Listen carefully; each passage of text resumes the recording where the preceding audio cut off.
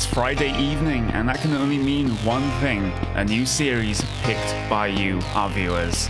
This week, we are treated to the high downforce, high-tech craziness that is the world of Formula One, thrashing their way around a classic circuit that is Circuit Gilles Villeneuve. Myself, Conor Maddock, and Cam Walsh are going to bring you the iRacing Grand Prix Series in just a couple of moments. Stay tuned.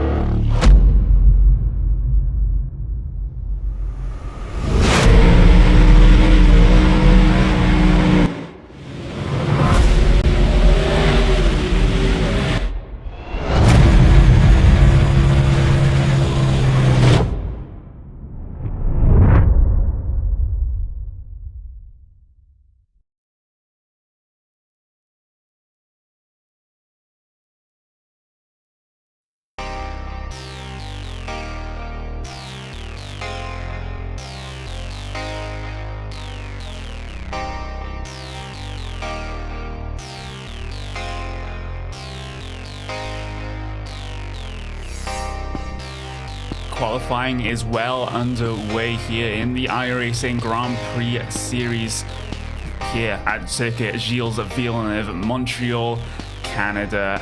I'm Conor Maddock, that's Cam Walsh, and we're also going to be bringing you a VR lap brought to you by Ollie Kvoka around this very, very historic circuit, Cam. It's a circuit that can used for some absolutely fantastic racing, but on the first lap it's a very short run down into turn one. We can see issues. Yeah, it's really like a corner one, corner two, corner three section all built together, and it can get very tight very quickly. I have to say, it's a circuit I have absolutely loved, as you're about to see on board with Ollie Kvoka. Yeah, as you're just watching, that qualifying is going on at this moment in time. Provisional pole right now is Michael Parrington in number 4, 1 minute 14.9. The closest competitor is Sebastian Dunkel, one of your two pros in this race right now. He only can manage a 1:15.2 at the moment. That's actually the best effort that he'll do. He's run out of laps to do his qualifying.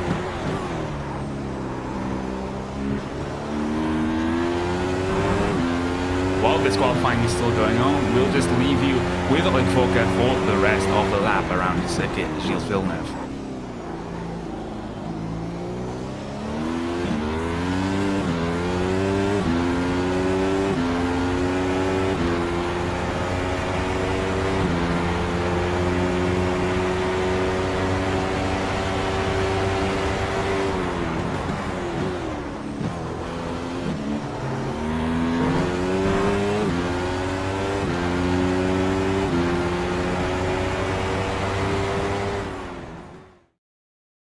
That was a lap on board in VR with Ollie Kvoka, and it's absolutely a fantastic piece of technology that we're able to do that right now, Cam. It really does add to the immersion of the whole iRacing service. Yeah, I mean, sitting there in VR, it got to be, not that I would know, it's got to be a very sensational thing. We talked over him a little bit, but really he's just going over the circuit, and you can always catch his videos and all of the circuits that he'll be following along here with the VR as we're watching these cars finishing up their qualifying.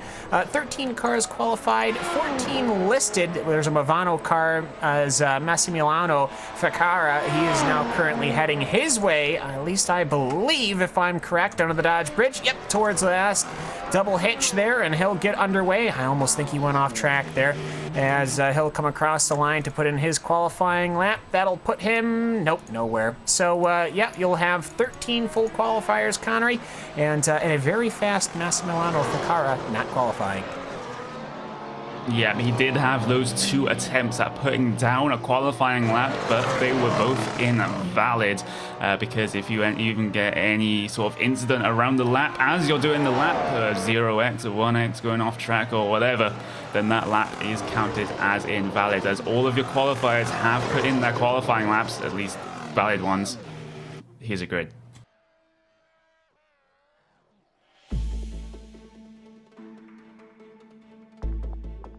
Pole position will go to Michael Parrington with a 1:14.9. Lining up next to him on the front row will be Sebastian Dunkel, Mark A. Warmington, and Manu Domingo on the row behind them. Ryan Perkins lines up 5th place, and Javier Alvarez lines up 6th. Calestrani, Lathuris 7th and 8th. Gertoy and Bakan lining up on the 9th and 10th grid positions as it stands.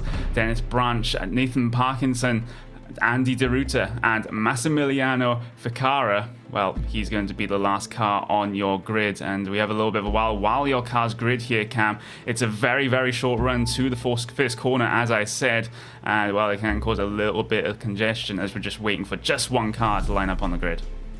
Yeah, and once these cars do get on the grid, which I believe is Michael Parrington, they will actually sort of skip over the typical warm-up period, and they will get right on away. So everything is just waiting on Michael Parrington. There he goes. He's ready to rock and roll, and we're ready to start our Grand Prix.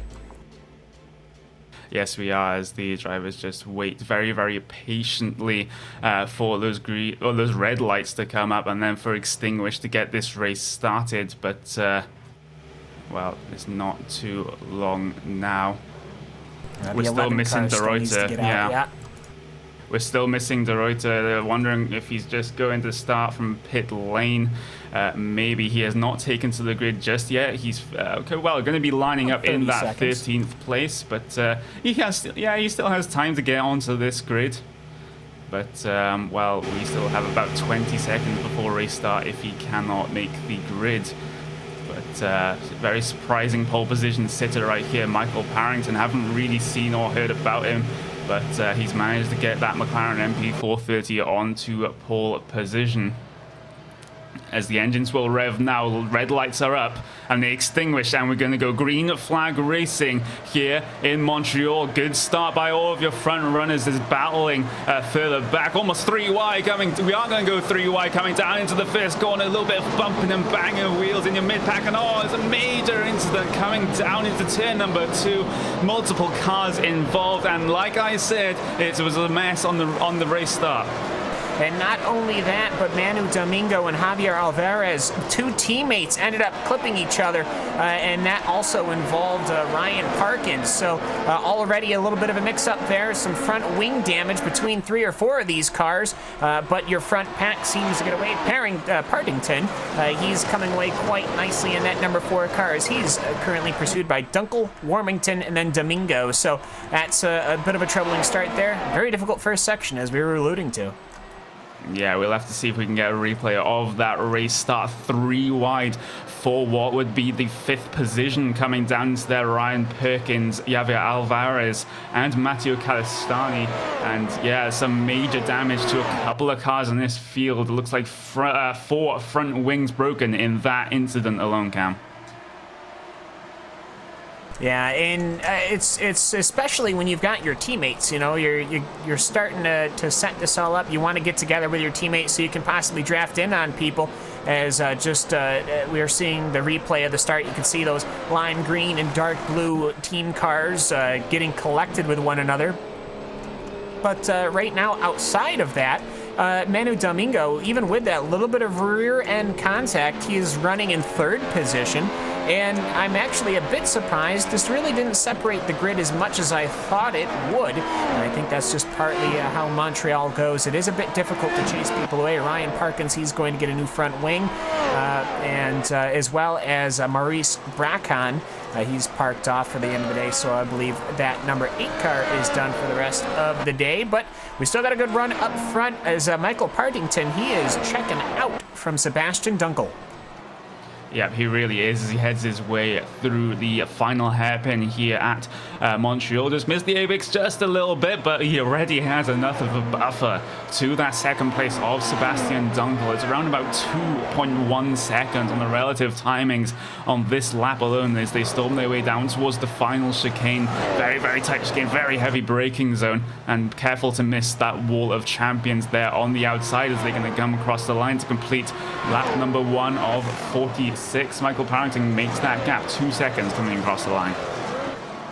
Yeah, and just like that, he's obviously using all of the little tidbits on that 700-plus horsepower hybrid Formula One car. That's, of course, the McLaren MP4-30, and it is obviously the tippity top of road racing here. And that's why we're probably going to be able to see these guys really flexing their muscle in not only car control, but their control over the course of this 46-lap race, simply because, sure, Partington is pulling away quite overhandedly over Sebastian Dunkel, but perhaps he's saving, Dunkel is saving his tires or not really pushing with the harvesting systems or the ERS systems just yet. But, of course, when they do get in range, they will have DRS, won't they? Yep, they will, and we just have to wait just another lap before that comes into effect. And for Sebastian Dunkel to even get the opportunity to use it, he has to be within 1 second of Michael Parrington during the DRS activation point. So if he can catch up to within that 1 second, he has a fantastic opportunity to make a DRS pass either on the back straight or on this, well, a little bit shorter front straight, but he's just not there right now. Michael Parrington, 16.6 last time by, 1 minute 16.6. Dunkel only managed a 1 minute 16.9, and you have to remember, Michael Parrington's there's a sort of safety rating system here in iRacing that gives you licenses depending on how safe you are and other factors. Michael Parrington, only a B license. Sebastian Dunkel, he's one of our pros. That's how well Michael Parrington's doing right now. Yeah, that car fairly well put together, and normally these cars, when you get to this tippity top of the spear as far as iRacing service goes, of course, with the licensing system working your way up, you know, you probably on the road started as we're looking now the fight for position number 5. This is a trail of 3 cars. It's Warmington, Calistani, and Ficarra. Ficarra, I mean, it should be no surprise that Massa Milano Ficarra has pushed his way through, but what is a surprise is his front wing's damaged as they work their way towards the final chicane. But you work your way through, perhaps starting with the MX-5 Miata, which is provided, and then work your way up through the road ranks to say the Pro Mazda, the Formula Renault, the IndyCar, and then up here to the spear that is the McLaren MP4-30, and he's a B class, which is really, I mean, as far as road racing goes, it's more sports car territory. So for him to be up here slugging it out with these guys means that he is obviously very well prepared. Yeah, he's putting, well, 6 or 7 tenths of a second on Sebastian Dunkel right now, which is really an impressive thing to do for, I'll be honest here, someone I haven't really heard of before in these cars. So he may be one to watch. If he puts his foot down and continues these cars for the rest of the season, maybe we'll be seeing him get picked up by a larger team and then maybe going for, well, the WCS series next year. We'll just have to wait and see. But this battle for P4, 5, and 6 is still raging on between Warmington, Calistani, and Massimiliano Ficarra. Ficarra, remember, started last place on the grid for this race. He's already up to 6, and there's a net gain of 8 positions. And as you said, I don't think it's entirely surprising from our second pro driver in the field. No, and of course that is a part of the Movano racing team, the Thrustmaster Movano, of course. I can tell simply by looking at the paint scheme. Love the dark black and the red striped across that McLaren as he is hunting down Matteo Calistani. He's going to be trying to defend on the inside. It's the Italian versus Italian as they are working their way through this first section. Look at how close Massimiliano is able to close right on in through that braking section. And also, another thing that I absolutely love about the power of iRacing is that obviously these guys, all of the stats, all of the races are nice, tidy, and very easily looked up. I ended up looking through a bit of Michael Partington's racing history. Very, very popular in the Formula Renault 2.0. He's worked his way up. Last couple of weeks, he's managed to rack up quite a couple of wins in that Formula Renault 2.0. No surprise, he's in the cars here doing well. Yeah, but I'm just looking at his paint scheme, actually. It doesn't look like a team of, a paint scheme from any of the major teams, but it has some sponsors on it that the major teams do, like Fanatec and VRS.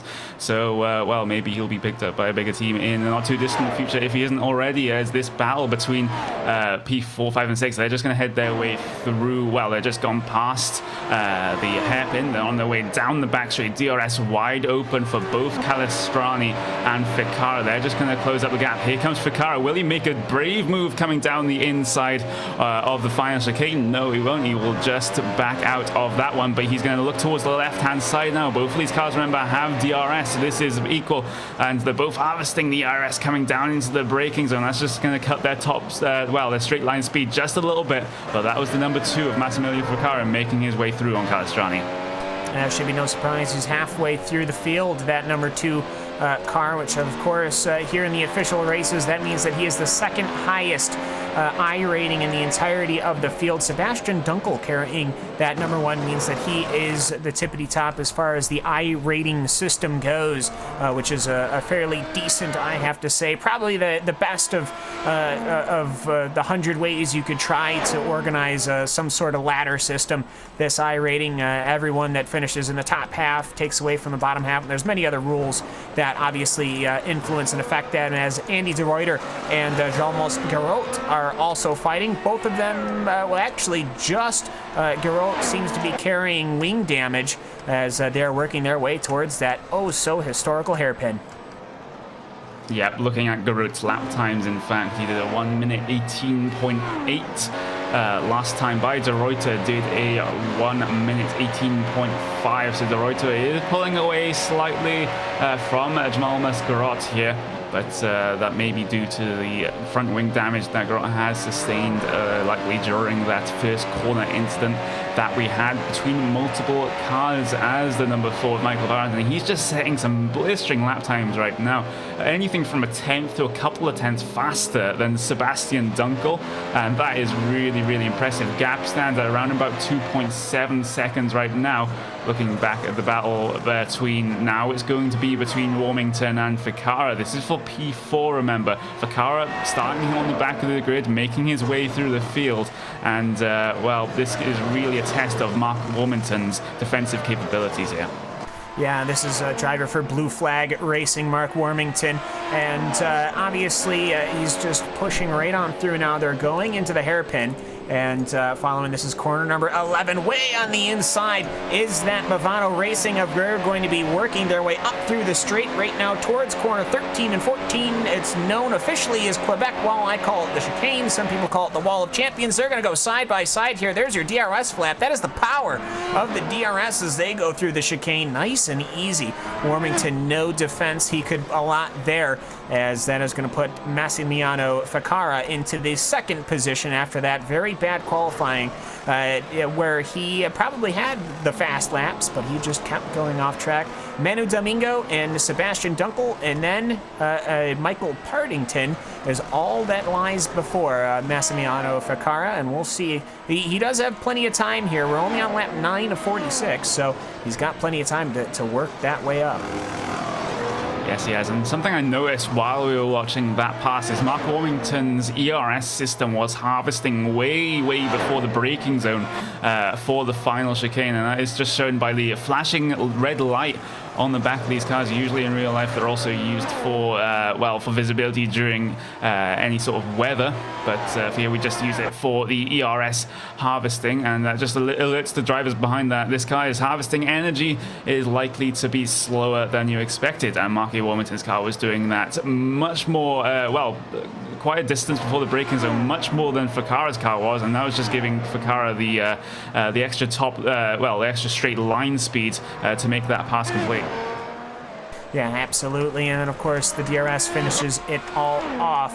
It's great to see such a properly fitted system, I'd have to say, to this service. It's been around now, this car, oh geez, I'd have to say it's been a while, as the car of Javier Alvarez and I believe that is Evan Lathros are heading right into corners number 1, 2, and 3, as that is exactly it. So, of course, I believe, I don't quite know what team off the top of my head that green and blue paint scheme is. It's very vibrant, but I think it's, it might be, no, I thought it might have been an Orion car, but it is indeed not. So my livery detection abilities are quite limited when it comes to these formula cars. Get me in a sports car, I can tell you who's who, but either way, though, they're working their way right under the bridge right now, halfway through this, essentially, street circuit.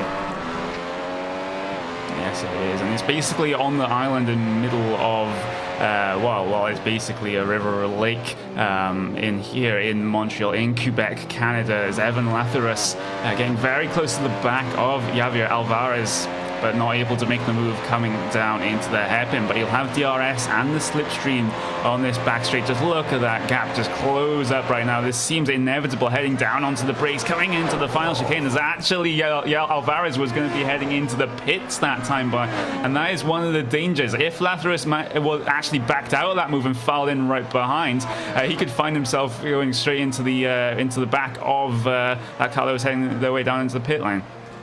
Yeah, Alvarez, their last second decision to get that car pulled in here. Now, I'm not sure. This is only lap 10 as he's pulling his way through the pit lane right now. He does have a little bit of damage on his right side. They're going to lift up the front. They're going to lift up the rear.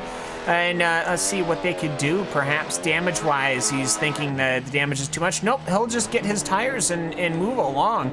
It's a bit weird to be getting tires on lap 11 of a 46-lap event. I would presume that it would at least be a one-stopper. I mean, just looking at someone like Michael Partington's lap times, he's not fallen off at all. So I don't think it's the tires, so perhaps he just needed get a little bit of damage repaired.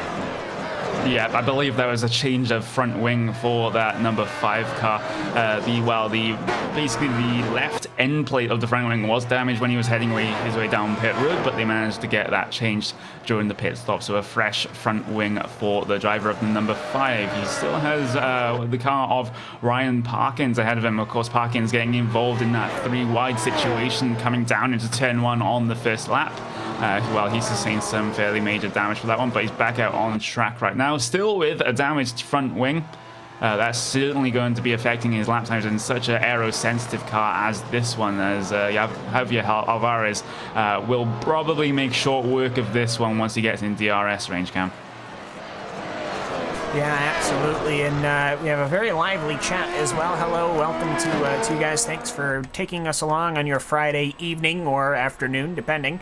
And as just these cars, they seem to close up so quickly. I wasn't expecting perhaps the DRS to be influencing that much, but obviously with that many, when you open up that flap, it just allows so much more air to go through it. But it doesn't surprise me that that front wing with all of those wing elements are absolutely destroying quite a few of these guys' races. Because, man, they're quite heavily damaged. When these guys do come into pit, I do expect at the very least 1 pit stop, maybe even 2, that they would be getting a new front wing, and very understandably so. These cars, so aero-dependent, Connery. Any Formula car, regardless, even the Skip Barber 2.0 car, which is essentially you could run the thing without aero. That even has a front aero and a bit of a rear spoiler, but that, obviously, that thing tops out at maybe 120. And if that is dependent on aero as well, I can only imagine what these McLarens are doing. Yeah, I think we also might be seeing a no-stop strategy as well, because I'm just looking at the lap times. We're about 12 laps in, so we're about a quarter of the way into this race. And, well, Michael Parrington has only dropped a couple of tenths of a second on his best lap time. So he may be looking, maybe one of the ones looking to go all the way. Maybe all of your drivers will be looking to go all the way with 0 stops during the course of this race. The gap at the front, though, is coming down. Sebastian Dunkel is reeling that gap in bit by bit. Gap is down to 2.7 seconds. It did hit 3 seconds as they went across the line last time by. So maybe Sebastian Dunkel is a little bit better at conserving his tires than Michael Parrington. Yeah, a little bit, and it's just a little bit of push here, a little bit of push there. I'm also looking at Dunkel's times. He seems to be very consistent as well. Only about 2 tenths off of his fastest lap. A 1:16.6 is the marker for Dunkel. And just looking at that Dunkel piloted car, he seems to be fairly in control of the car. It's just a matter of he's not really having the lap times that are too close to Parrington's. I think Parrington's, he had something go wrong that last lap. It was a 17.3, so perhaps he's abusing just slightly. But even when he was off by almost what, 0.6 of a second, he gave to Sebastian Dunkel. They are barely in eyesight. That just goes to show you how hard Michael Partington pushed at the start of this race. Maybe perhaps it's coming back and he's got to take it easy a little bit and see what his tires do when they cool back down. Yeah, we can just see he's kind of starting to reply as Michael Parrington right now. Last time by across the line, it was a 2.5 second gap. Relative right now, it's up to 2.8 seconds. So, well, Michael Parrington has replied to that very fast lap from Sebastian Dunkel. Fastest lap right now is Sebastian Dunkel with a 1:16.6. So, well, he's going to need more fast lap times like that to be anywhere close to Michael Parrington coming the end of this race. Yeah, you never know. I mean, anything can happen here. One single slip-up, one touch of the grass with your car, especially when you've got wide slicks like this, and you could easily end your day. I mean, Montreal has been a historic track, Connery, of ending, even the strongest and fastest Formula One drivers, and really any driver between any of the series that race here. I mean, heck, they've even run NASCAR stock cars here, which is always put on a great show. Still wish they came here, but obviously the Formula One cars blow them out of the water. But any issue that you have here at Circuit Gilles Villeneuve is going to be an issue, and I only really know this myself from the personal aspect, because I, of course, used to race in the Lotus 79 series, the classic Grand Prix, the classic Lotus Grand Prix, whatever the official name of it is. But even those cars, highly dependent on aero, very, very difficult here at Montreal. I can't imagine going, 10 seconds faster a lap in these McLarens. Yeah, there's this battle between the 12 and the 13. Dennis Branch versus Evan Lathuris. Lathuris will get the DRS coming down the back straight. He's well within that 1 second requirement. As again, Dennis Branch is going to harvest the ERS early, and Lathuris is just going to head his way down the inside. Easy done it. Very easy DRS pass, and you also get the DRS on this pit straight as well, because there is only one detection point over the course of this lap, so he's able to stretch out that gap even more. But Dennis Branch is not going to let him get away from him too much. He just follows really close to the back of that rear wing, to the back of that gearbox of Evan Lathuris, coming through the first couple of turns, but he's just starting to drop back behind just a little bit. I think his main weakness right now is on the straights and coming out the corners. Evan Lathuris just seems to get a lot better traction coming out of the corners, and has the overall top straight line speed as well.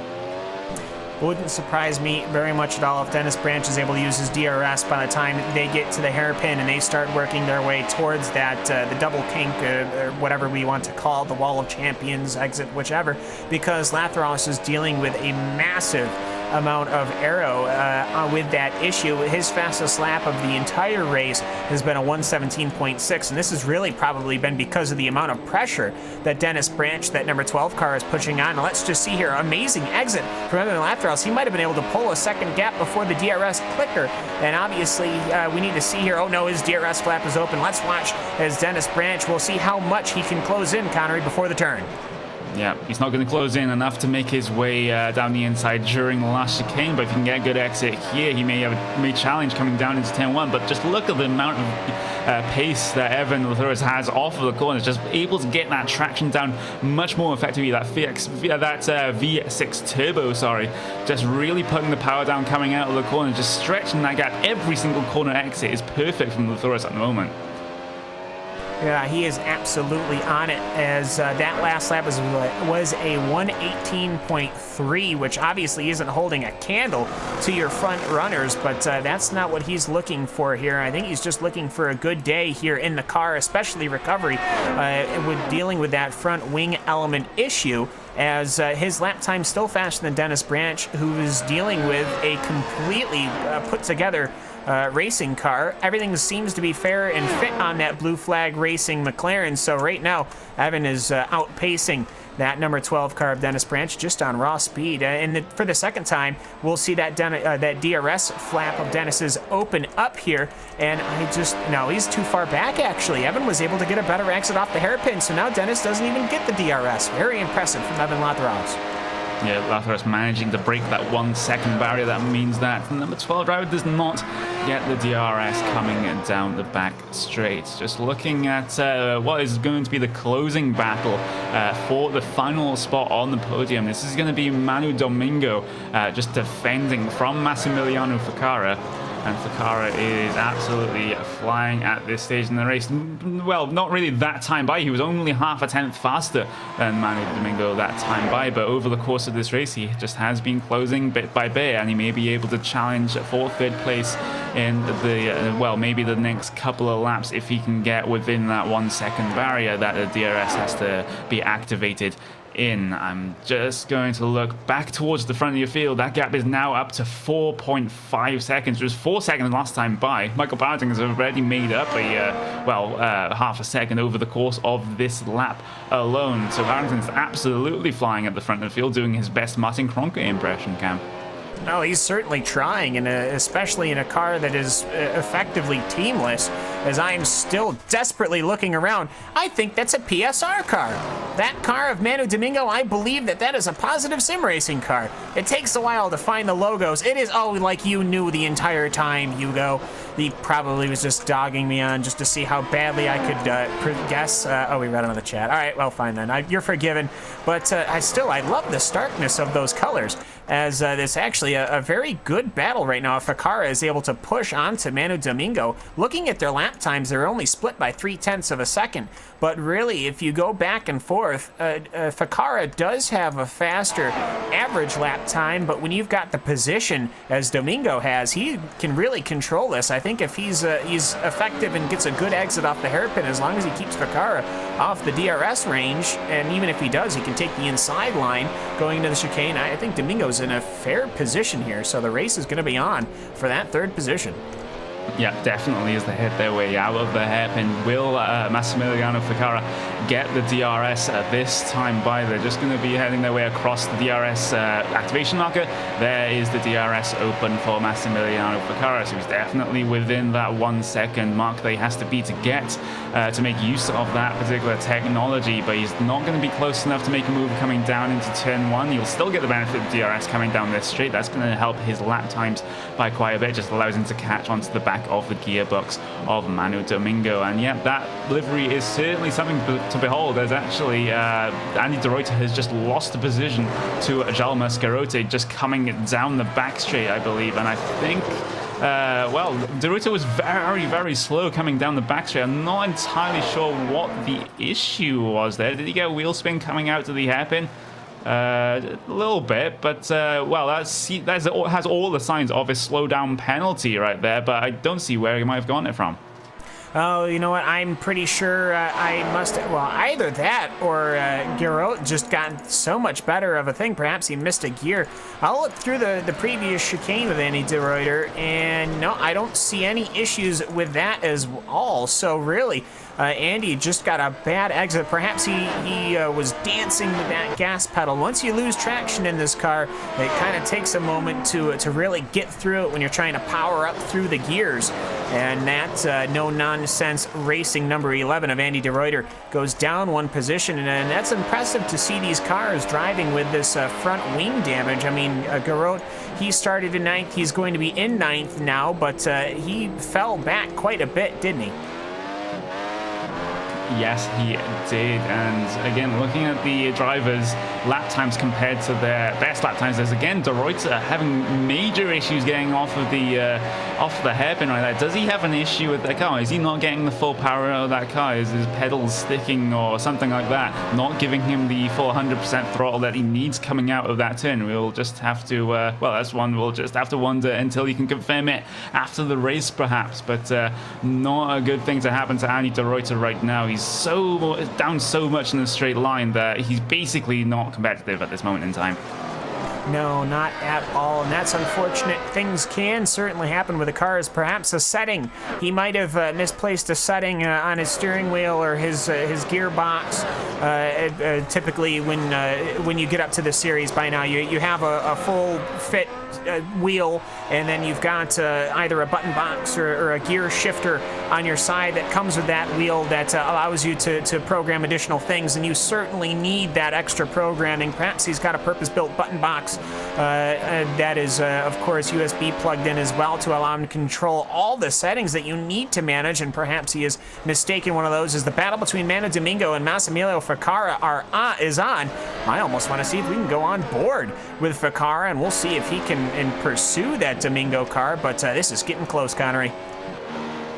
I think this may be a good a time as any to bring you a RaceSpot TV fan immersion from the perspective of that Thrustmaster Movano driver, Massimiliano Ficarra.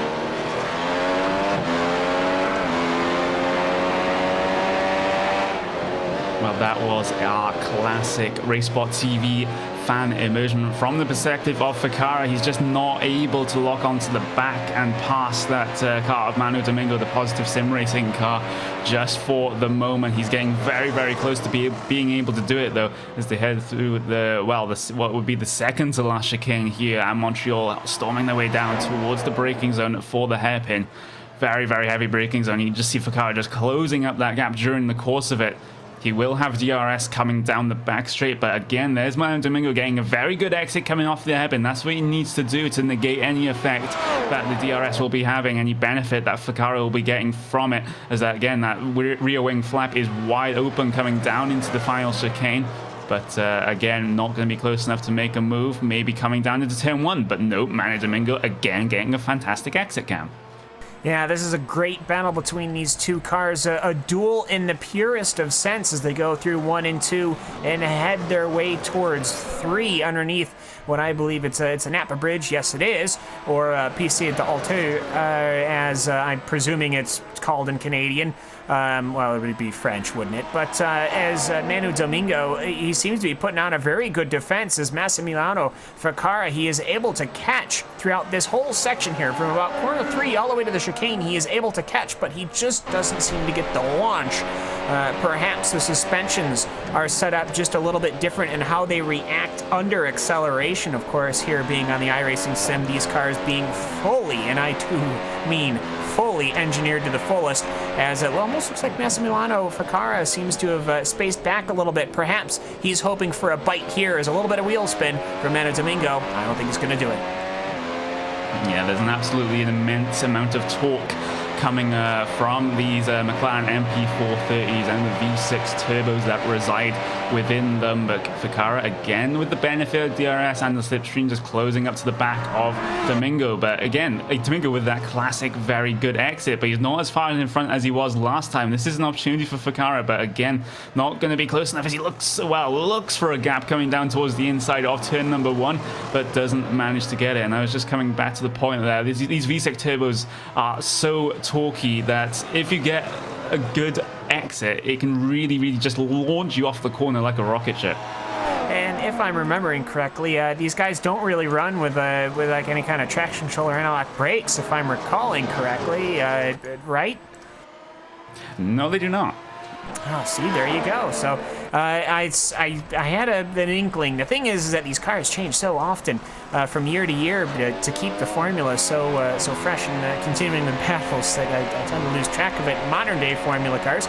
But either way, though, Domingo, I mean, he's just showing very good car control as he's just doing good on the accelerator. And I see that time he didn't lose the rear at all. Now watch how far he got ahead of Massimiliano. And I have to say, when I found myself in these situations, of course, the Lotus 79, the Formula One championship winning car from 1978, obviously very high downforce, big engine in the back, but still very much so downforce dependent as Domingo. Now he's going to have a battle perhaps on the outside. Nope. Perhaps on the inside. Nope. Oh, that wing element gets so darn close. I found it is extraordinarily difficult if you can't get the power down off the exit of that hairpin to pass, and I just don't see that Movano McLaren getting that power down. Yeah, exactly. That was his best opportunity, of the race so far, coming down into turn 1 as he heads his way down the inside of the first chicane here. And that is Ficarra up into P3. Just a little bit of a slight mistake from Manu Domingo, just outbraking himself perhaps, not able to make the apex of the corner. Ficarra really smelled blood during that situation, just dove it down the inside, and it turns out it was a very easy pass for Frans Movano on Positive Sim Racing.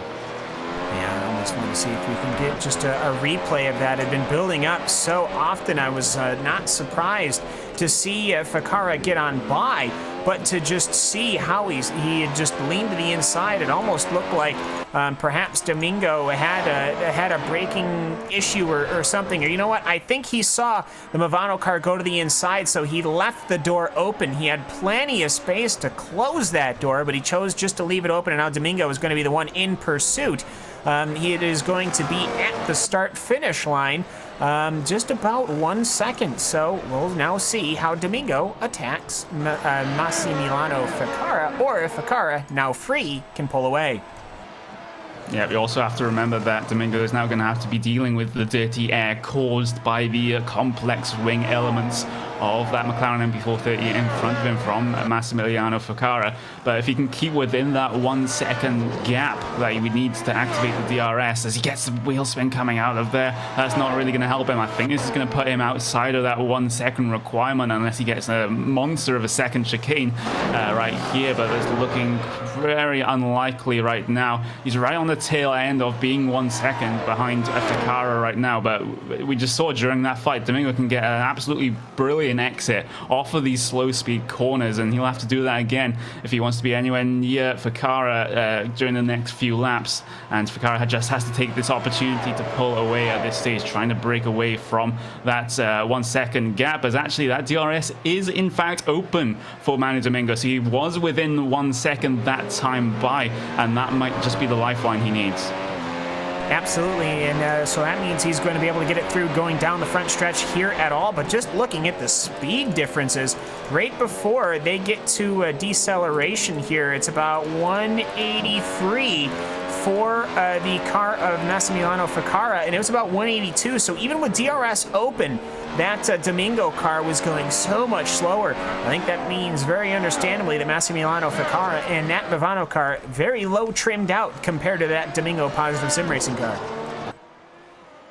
Yep, and this is in fact your closest battle as it stands on track right now. We've just gone over the halfway point during this race, so I think all of your drivers have decided to go for the no-stop strategy to get themselves towards the end of this race. And this seems like a good time as any to say that on, well, Saturday afternoon European time, it is the iRacing World Championship Grand Prix Series, brought to you by Will Vincent and Johnny Simone. That will be broadcast here on Racesport TV and iRacing Live Saturday afternoon. But don't forget, before that, we have the support races, the Sim Cup and the Porsches as well. They're going to be heading their way around the track that is Montreal right now, just to give you a little bit of a shot of excitement before the World Championship Grand Prix Series race. Yeah, talk about excitement. I mean, you start your day with the Sim Cup, which is the Formula Renault 2.0 cars that our current leader, Michael Partington, normally finds himself in. This is actually the first race I've seen him in a McLaren in his recent history of races. So very good effort from that Michael Partington effort. But yeah, you'll get the Formula Renault 2.0 cars. They'll warm the track up. They'll get it all set up. You'll see who's climbing up the ladder, which of course it is a very lively ladder. Thousands upon thousands of drivers working their way up to the pinnacle of road racing in as far as open wheel goes, which is of course our Racing World Championship Grand Prix Series. Then we get out the fun cars, the Porsche 911 GT3s. Of course, not GT3 spec cars, but your Porsches. We saw the race at Interlagos. I have to say that was absolutely sensational. The battling that I got to do, I got to commentate on, I guess I should say, was sensational. And then of course you've got VLN and Dirt all coming. So Saturday, a very busy day. Of course, unfortunately, I can't really join in the VLN action anymore. It is on Saturdays, and I'm not much of a Saturday afternoon availator, whatever word that is. But 8 o'clock tomorrow night Eastern, which is, I have no idea in not Eastern. It is going to be our very first Dirt special, Connery, and Dirt Racing released this week. Obviously, it's a bit weird to be talking about it over the lovely sounds of the McLaren, but it is something that does need to be noted. Yeah, I think I'd race it a bit more, especially in sprint cars, if I could make more than 2 laps. I think that's the case there. Well, see, that's the fun of the aerodynamics, because I'm plowing away at the sprint cars. The 360 engine is the one that I'm preferring. You know, those guys actually use aerodynamics almost just as much as these McLarens. They throw it into the corner. That's why you see them flip to the side. They've got that huge wing element at the top. They force the car into the dirt with an especially wide rear tire, as we're watching. Right now I'm watching the battle between the 12 car and the 13 car, Dennis Branch and Evan Lathraus. And actually, this is fairly interesting. I think we missed at some point a pass from Dennis Branch, because if I recall, Dennis Branch was behind Evan Lathraus. Yeah, he was, and that was due to just a couple of laps ago during the final chicane. As actually the Thorus is going to head his way down the inside very late, coming into the hairpin turn, but Branch is going to get a much better exit here, but then it's going to be negated by the fact that Evan Lathouris will have the DRS coming down into the final chicane, as Dennis Branch again harvesting the ERS very, very early. Evan Lathouris just had to dive out of the way, as he's now going to, lead that particular battle through the final chicane past the Wall of Champions. And I was just about to say, the reason why Dennis Branch was ahead at this point in time, even though we did see the Lathouris pass them a couple of laps ago, was because Aaron Lathouris had a little bit of half spin coming through, not the final chicane, but the penultimate chicane on the lap here at Montreal. Wow, and that's pretty impressive that Evan Lathraus is able to recover that and pull his McLaren back and past, as that car is able to snake right back up. And this is, of course, a Redback Racing McLaren. Redback Racing, I'm not a team I personally am familiar with, but being the sports car person, your slower sports cars, your GT3 teams, Neo type, dirt racing type person I'm not too familiar with them. But once you start getting in McLaren, these teams are very well built, and you really start to see just how hard these teams are pushing. So Evan Latherhouse, even with that wounded McLaren, he seems to be pulling it very good. We're already on lap 31 of 46, so we're already past halfway, Connery, and I'm quite surprised as looking right now the battle between Jalmas Garot and Nathan Parkinson.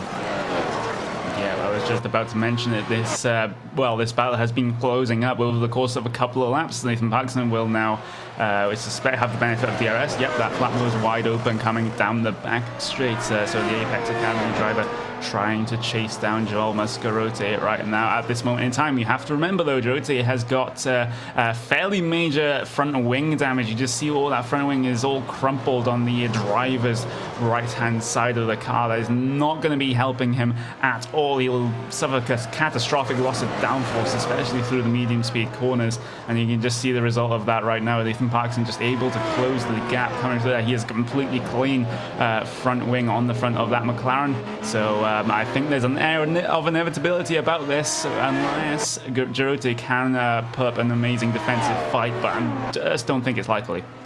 Well, just looking at the lap times, lap 29 for Jalmas Garot was a 1:18.2. Obviously not a barnstormer when it comes to looking to the front pointy end of the field, but for both of these cars, that's pretty close as far as lap times go. The fastest that Parkinson has been around in his Apex, is that an Apex Academy or Apex Racing? I think it is just a straight up Apex Racing. Of course, the green is Apex Racing and the blue then is Apex Academy. But the Garot car, with that front wing damage, is just able to hold it off. It just seems that the downforce, you've either got people that are running super slim, which seems to be Garot, and then you've got a lot of downforce like that Parkinson car, because Parkinson, he's not able to catch up in the DRS zones when it should be easy.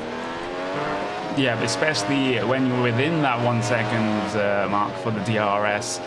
So Nathan Parkinson just has to make up all of his time in the corners, especially due to the damage that Jalmas has to his front wing. And this is the kind of sections that he will, close up that gap. Coming through the corners on the straights, you just see Garot just pulls away just a little bit with the, what we suspect is a slightly lower downforce setup than Nathan Parkinson. But again, more corners to come. Nathan Parkinson just going to close right back up during them. So, it's a little bit of a, some points of the track, one is better than the other. Yeah, and I think that this is, Montreal is always that track that kind of really tests your setups here, because both setups are really the correct one, which is what I love about tracks like this. You know, everyone always points to something like Suzuka. It's a purpose-built test track, they say.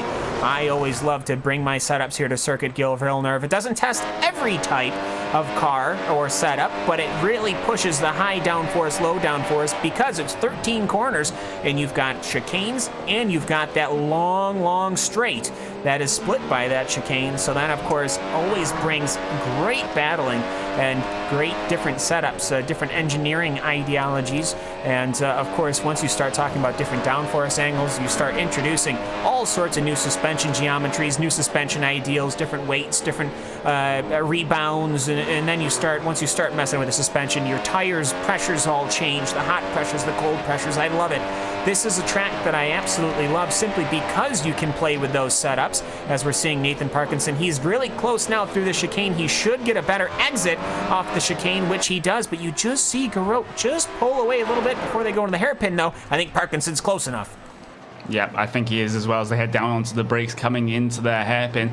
Parkinson, if he stays close enough right now, he can maybe have an opportunity of it coming down into the final chicane, but you just saw Garot get a very good exit coming off that corner, able to pull out that gap by a couple of tenths of a second on the exit of the corner. And here comes Parkinson with the power of DRS.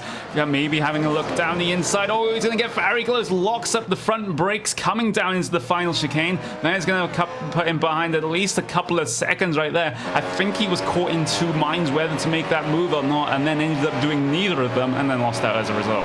hesitation absolutely killed him there. And I think what also happened is his car was set up perhaps to harvest a little bit more than he was anticipating. So when he got down onto the brakes, he was expecting like a full braking. And really what ended up happening is he had to lock it up, as we saw the onboard there, in order to keep it off of the rear end of Garot.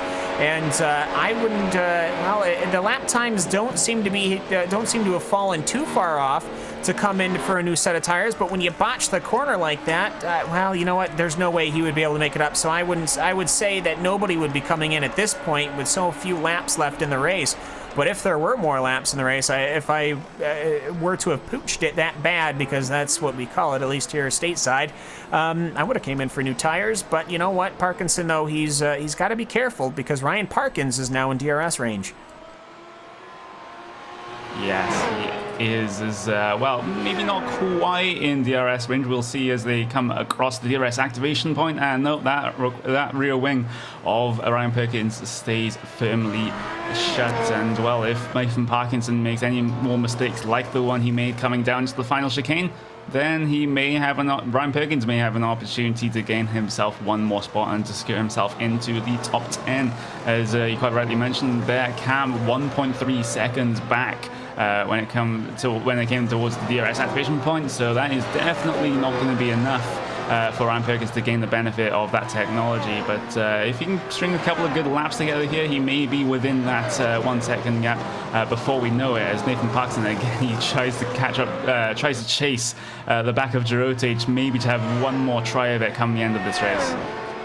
Yeah, certainly. And if Parkinson, I think he's got time to catch Garot, and I think Parkins has time to catch Parkinson. Ooh. Oh, that's going to be an interesting battle to call, as I think somebody got massively loose. That was Parkinson, as Parkins is able to get a good exit. So we were just saying there just how close they can come off of this hairpin. I'm not sure. We'll see if that DRS flap opens up on the McLaren of Ryan Parkins. Nope. So it must have. Oh, no, it is open. So, okay, so Parkins is going to be able to catch in, going over 200 miles an hour. Is Parkins heading towards the corner? Oh, look at how much he's able to close right in behind the rear of Nathan Parkinson. Yeah, and another good exit here can set himself up for the first corner, but no, he's just going to harvest the ARS on the straight. You just see well, if you can get a rear view, there was a red blinking light on the back of Ryan Parkins' car for basically the whole duration of the secondary pit straight right there, whereas Nathan Parkinson was deploying full power at that point in the lap as well. But that hasn't really caused Ryan Parkins to drop back here. It just meant that he wasn't able to make the move like he perhaps wanted to, coming down into turn number 1. As Nathan Parkinson, wow, massive entry oversteer right there. This is going to give the opportunity to Ryan Parkins around the outside for the final part of that chicane, and that is the pass complete. A couple of mistakes settling in for Nathan Parkinson means he's just lost a spot. Yeah, but he did hold on to that car going into those corners. That was very impressive. That it was so easy with no downforce on it for that car to have just spun out. But either way, is Parkins, I think, almost lost it going through the hairpin. But for Parkinson, perhaps he had overdone his tires. And I see a leading car in the back distance, a very bright blue with those stark white stripes, number 4. Michael Partington, he's going to have to come through. He's got plenty of time left in this race, just about 9 laps to go. So he is definitely going to be lapping these guys. That is going to be another element here to see just where they go. Nathan Parkinson, his DRS flap is open. But just looking at it, 182 going into corner number 1 compared to 187. So even with DRS, just a 5-mile-an-hour difference. Yep, as we have around about, we're going to have 8 laps to go as Michael Parkinson just heads his way through the first sector of the lap. Right now, he'll disrupt this battle that we have for P10 and P9, in fact, because Ryan Perkins is not too far off the back of Joel Mastroianni. But, well, and yeah, in terms of lap time, he's about 0.2 of a second quicker is Ryan Parkins than John Mastroianni at that time by. So, well, if Ryan Parkins can put in some blistering laps, maybe he'll have an opportunity of it to gain even one more position come the end of the race and secure himself into P9 instead of P10. But, well, we'll have to see what happens when Michael Partington comes up to lap these guys. And, well, maybe, well, these Formula 1 drivers, they don't really have all that much experience in traffic compared to, say, multi-class drivers. So it'll be interesting to see what comes of this. Well, shouldn't be too difficult for me. I think in Formula Renault 2.0, the races seem to maybe be just long enough. I think there may be 35-minute runs to where, at least on the smaller circuits, leaders will have to pass other cars. And of course, when you start going into what would be considered the lower tiers, the skill set widens exponentially. Some cars maybe are only a second off the lap here. I mean, when you look at qualifying here, it was from outside of the 114 that Michael Partington did. It was a 115 all the way to a 116, pretty much the entire field. So that just goes to show you how close these guys are, but you start getting a Formula Renault with some cars 3, 4, 5 seconds off the lap. But he should make it fairly straightforward and simple, but it is interesting to note, though, it's just one mistake from Jean Moscarote, and Parkins is going to be on him, and one mistake from Parkins, and Parkinson is going to be on him. So these three cars buttoning up very nicely to finish out our Grand Prix here at Circuit Gilles Villeneuve. Yeah, we kind of have a nice similarity in terms of the names here. We have a Ryan Parkins and a Nathan Parkinson. So, well, that's certainly a very interesting thing to happen during the course of this race. It's a very small world. But Michael Parkinson's Partington. So is Parkinson, is Parkinson, is Parkins, is Parkinson, and is Partington. Oh my God, very my brain is just... And there's also actually, a Warmington, really. Yeah. And, well, actually, Nathan Parkinson has to, well, go across the final chicane right there just to let Michael Partington through. I'm getting so confused, can't help. Well, I think what's happened is that it's starting to become pretty clear to me that Nathan is not very comfortable going into that chicane too wide.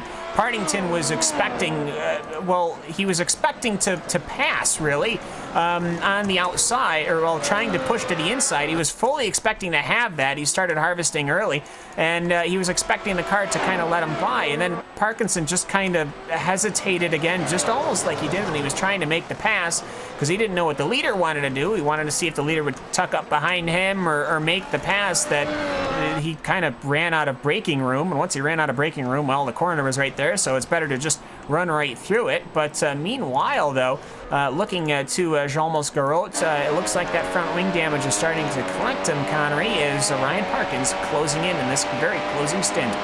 Yeah, we can just see that DRS wide open for Ryan Parkins as he makes his way around the driver's right-hand side of Joel Mastrote, and that was easy done it, and that is going to put Ryan Parkins up into P9, which is the exact same as his car number, so he can't be too disappointed with that finish. Of course, iRacing, when it does these splits, it ranks the drivers from number 1 to, well, whatever the maximum amount of cars in that field is by iRacing. So Sebastian Dunkel in that number 1 car is the highest rated driver, as there's side-by-side somewhere on the track, Cam. It was Jean Moscarote. Sorry, I was just a little bit delayed as far as my pictures were going, which is pretty telling for me because Parkins is now in front of Garote. So I missed the pass somewhere. Well, luckily enough, I was lit enough to commentate on it. Oh, good. Oh, good. So they were... Okay, so you were... while you were talking, I was reading the chat, I suppose, and saying hi to the 181 watchers that we have out there. Thanks for making this to be part of your day. But yeah, that was fairly straightforward, that wing damage, really. I was surprised at how long he had managed to last before getting past, but you know what? That's going to happen to you. Yeah, exactly. As someone who's going very, very fast out on track right now is that number 2 of Massimiliano Ficarra. He's not going to have enough time going towards the end of this race to close what seems like an insurmountable gap of around about 7 seconds to Sebastian Dunkel. But he's setting very fast lap times indeed. He's setting lap times 1/10 of a second faster than your current leader in Michael Parkinson. Speaking of Parkinson, though, that gap between him and Sebastian Dunkel, second place, is sitting at around about 17.3 seconds at this moment in time. And Parkinson, he's just absolutely just monstering all of these corners, and he's basically, like I said earlier on in this race, doing his best Martin Kroenke impression, which you might see on Saturday. Yeah, very most certainly, as we can hear Zoe the race spot dog in the background, but for a moment after 53 minutes of running, I think it's fair to say that she at least likes to make a little bit of an appearance. But either way, for Partington, this is, as far as I'm concerned, this is extraordinarily impressive. I don't know where he's getting the speed or whom he's worked with to set up that McLaren. heaven to Betsy's if he did it, if that is his personal setup, not even based off of somebody else's, perhaps using that VRS to his abilities, the virtual racing school, because Sebastian Dunkel, who almost has an additional, 3,000 additional iRating, which is a substantial amount. Let's not kid ourselves here. My iRating after being here for 4 years is sitting about 1,600, and Partington's about 3,800, and Sebastian Dunkel's about 7,000, and he's really running the show here. Perhaps the weather might be working very good for that Partington car, and maybe Dunkel's setup is more akin to the weather that they're expecting for the iRacing World Championship Grand Prix Series. But 17 seconds over the Grand Prix, that is nothing short but impressive. Yep, it really is. And again, at number 4, Michael Partington, if he wants to, and he has this sort of pace at other tracks, not just Montreal, then, he has a decent shot at getting into the World Championship Grand Prix Series next year if he so chooses. Of course, he needs to get to an A license first to be able to compete in the Pro Series, and then if he does well in the Pro Series, then he will gain entry to the World Championship Grand Prix Series that will be happening this Saturday afternoon in European time. And don't forget the Race Spot Race Day events before that as well, where the Formula Renaults and the Porsches will be racing around this very same racetrack that we're racing on right now. We are lap 44 out of lap 46, Cam, and the battles have pretty much all fizzled out right now. I think it's just a little bit of a coast to the end now. Oh, no worries with that. As you know what, while we're doing this, let's see if we can we'll just go on board just for a second with Partington, and I guess I'll just look at how he is attacking this circuit.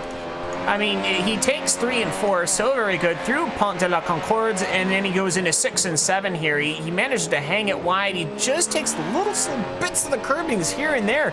It's just so impressive what that Partington car is able to do. As he's pushing through, seems to have a good blend of speed, doing 185 before braking under and going under the bridge before hitting the next couple of chicanes. But either way, just talking of the ladder as we watch him finish out this lap, I mean, it's a tall ladder, Connery. Let's make no joke of it. It's, you know, there are about maybe 2,000-3,000 drivers that are actively working their way up through the ranks, trying to get the iRating to get into the top splits, which is an essential part of gaining more iRating and more, obviously, more safety rating, but more, I don't want to say notoriety, but more visual, being more visual in the eyes of the big Goliaths of sim racing, and you start working your way up through there. It is a tall ladder, but when you've got good performances like this, it makes it seem a little bit easier. The gap is now 18.1 seconds after 46 laps.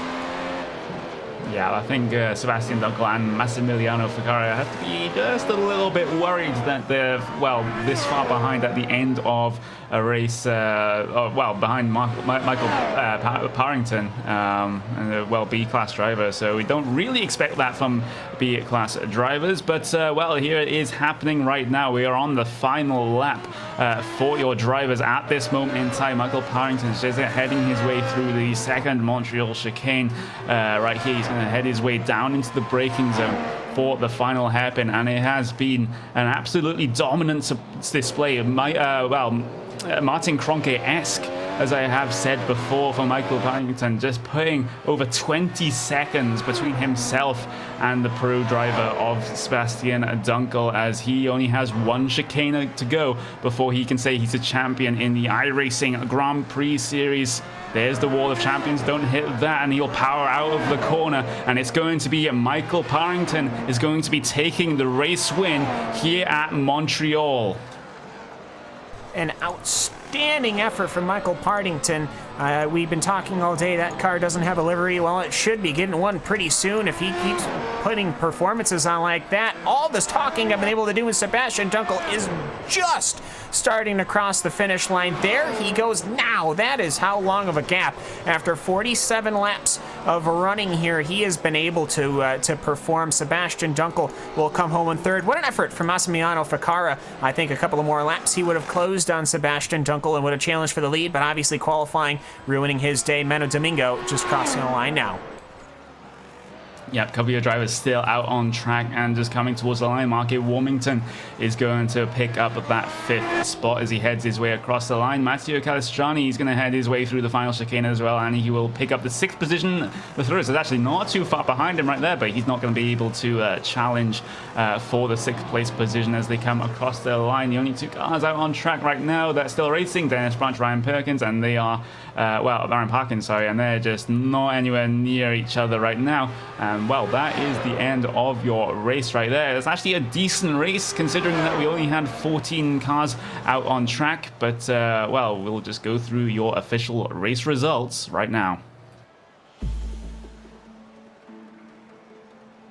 Winning this race in the iRacing Grand Prix Series is going to be Michael Parrington, an absolutely dominant display, and he takes home the checkers with about a 20-second gap, well, 19.7 second gap to Sebastian Dunkel, who ends up in that 2nd place. It's going to be Massimiliano Ficara in that 3rd place, picking up the final spot on the podium, and Manu Domingo just missing out, and he's going to finish in that 4th place. Mark Warmington is going to finish in the 5th place, and Matteo Calestrani relatively close, just a couple of seconds behind. He's going to finish in 6th place, as Evan Lethurus, very close to the back of the gearbox of Matteo Calestrani. He's just going to have to settle for 7th, ahead of Dennis Branch, though, who was battling throughout most of the race. Dennis Branch is going to finish 8th, Ryan Parkins 9th, Garote 1 lap down, 1st car lap down in 10th place, Nathan Parkinson 11th. Javier Alvarez 12th, Andy de Ruyter in 13th, and Maurice Beckhahn, a victim of, well, the first lap incident. He's going to finish in the final place here at Montreal. And as I was saying, Cam, it was a fantastic race, even though we had so few cars on track. Yeah, pretty surprised there. You know, you only had 44 cars. We did have a retirement right off the bat. That was Maurice Beckhahn. Yeah, I mean, to have 9 cars on the lead lap, I mean, that does go to show you just how strong this field is. Normally, when you get cars like this in an official series, they splatter all over the place as far as lap times. But really, no, putting in a lot of effort here. 9 cars finishing on the lead lap. That is a good day in any series, no matter how many cars you have. And I have to say, it was some fairly good running, some good duels also from Circuit Gilles Villeneuve, and it was interesting to see just how different people were setting up their McLarens to fight. Yeah, exactly. It was actually 14 cars, not 44 cars. I don't think Cam has recovered from his 44 laps 9-hour. Down. Not 44 cars. He was 44 laps down. I had 44 cars, and I was thinking you hadn't recovered from your 9-hour stint in the Neo Le Mans series, but no nonsense. Well, there we go. That is that race done. But over the course of the weekend, it's going to be more racing action here on RaceSpot TV and iRacing Live. It's going to be RaceSpot Race Day on Saturday. The RaceSpot Formula Renault Sim Cup first at 11:40 a.m. GMT. Then it's the RaceSpot Super Cup after that, and then it is the main highlight of the weekend, the World Championship Grand Prix Series. Join Will Vincent and Johnny Simone for that one as Martin Kroenke, Bono Huiz, and so many others battle it out at, well, the track here in Canada. Also during the weekend, we have a VLN Endurance Championship as well. Paul Matthews, Swift, Ronald Chow, Francisco Scaramuza, Alvin Nieves Rosario, and Jake Sperry will be taking you through that one. We also have our first ever dirt race that we're going to be broadcasting here on RaceSpot TV. It's the Eldora Spring Classic. And Cam, you're going to be on the commentary team for that one. Randy Cheneth as well. That's going to be 11:50 p.m. GMT. Convert that to whatever time zone you want. And then to finish off the week, we have the Indy Elite Series. Will Vincent, Paul Jenkins, and Aaron Likens will be taking you through that one at Phoenix. Well, this has been the race here in Canada. Circuit Gilles Villeneuve. And we'll see you guys for whatever series you pick next week. Voting is just going to go up in a couple of days in the iRacing General Discussion Forum. I've been Connery Maddock, that has been Cam Walsh, and this has been the iRacing Grand Prix Series from Canada. See you later.